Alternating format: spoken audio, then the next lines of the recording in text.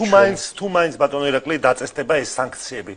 Რამდენად არის საქართველოს ხელისუფლება აი ამ სანქციებისთვის მზად და თუ არსებობს რაიმე გეგმა ქვეყანამ როგორ უნდა იაროს აი ამ სანქციების პირობებში და რამდენად ხომ არ მოხდება ქვეყნის დაზარალება.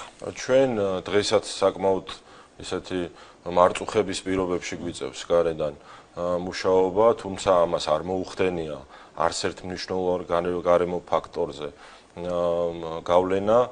თქვენ იცით, რომ საქართველოს ეკონომიკა ყოველთვიურად, ყოველწლიურად მზარდია, ეს უკვე ციფრებშიც აისახება, მათ შორის საერთაშორისო რეიტინგული ორგანიზაციების მიერ გამოქვეყნებული სტატისტიკებით, სავალუტო ფონდის მიერ გამოქვეყნებული სტატისტიკით 2029 წლამდე საქართველოს არ აქვს იმის საფრთხე, რომ ეკონომიკას რაიმე ზიანი მიადგეს პირიქით ამ პოლიტიკის განხორციელებით. ჩვენ დარწმუნებულები ვართ, რომ 2030 წლისთვის საქართველოს შევა მაღალშემოსავლიანი ქვეყნების რიგებში და ეს არის პასუხი ასეთ უსამართლო დამოკიდებულებებზე, ესეთ სანქციებზე, რეზოლუციებზე, აქტებზე ჩვენი პასუხი არის სამშობლოს ერთგულება, სამშობლოს სიყვარული, სწორი, გამიზნული, გონივრული, რაციონალური, პრაგმატული პოლიტიკა, რომელსაც მოაქვს შედეგი.